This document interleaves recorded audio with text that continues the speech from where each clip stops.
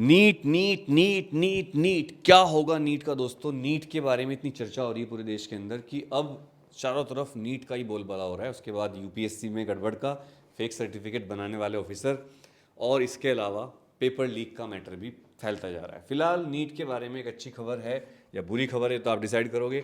NEET paper leak में Ranchi MBBS college से एक लड़की पकड़ी गई है और उसको गिरफ्तार किया है सीबीआई ने।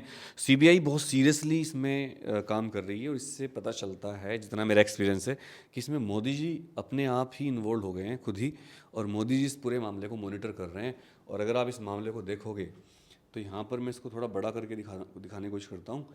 देखो, government consider to hold 2 tier NEET UG with dual organisers, मतलब सरकार ये कोशिश कर रही है कि नीट का पेपर साल में 2 बार हो with dual organisers.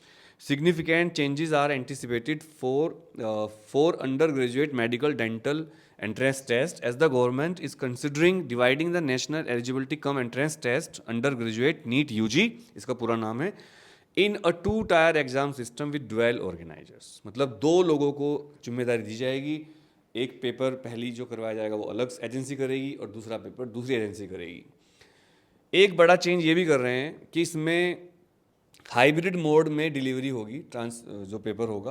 According to government sources there are number of options that are presently being where even as a fate of NEET UG 2024 is to be decided by Supreme Court, which is hearing bunch of petitions including plea of cancellation and retest of exam conducted on May 5 due to an alleged paper leak। तो supreme court में इसकी सुनवाई चल रही है और माननीय supreme court को अभी भी फैसला देना है कि क्या होगा इसके अंदर। फिलहाल सरकार पहले से ही तैयारी में लग गई है कि अगले साल पेपर किस तरह लेना है। अगले साल पेपर 2 बार लेंगे, 2 अलग अलग एजेंसियों को पेपर की जिम्मेदारी दी जाएगी, यही सब इसमें लिखा हुआ है। और सुप्रीम कोर्ट ने सरकार से जवाब मांगा है कि अब आप क्या तैयारी कर रहे हो अगली बार की। और इसके अलावा सुप्रीम कोर्ट ने ये भी पूछा है कि क्या पूरे साल पूरे देश में तो पेपर लीक नहीं हुआ है या कुछ जगह पर ही पेपर लीक हुआ है, ये भी पूछा गया है। क्या पेपर पूरी जगह पर लीक हुआ है पूरे देश में ऑनलाइन माध्यम से, या फिर कुछ जगह पर ही लीक हुआ है। कुछ लोगों का कहना है कि चूंकि ये पेपर टेलीग्राम पर या व्हाट्सएप पर लीक हुआ है तो पूरे देश में फैल गया होगा।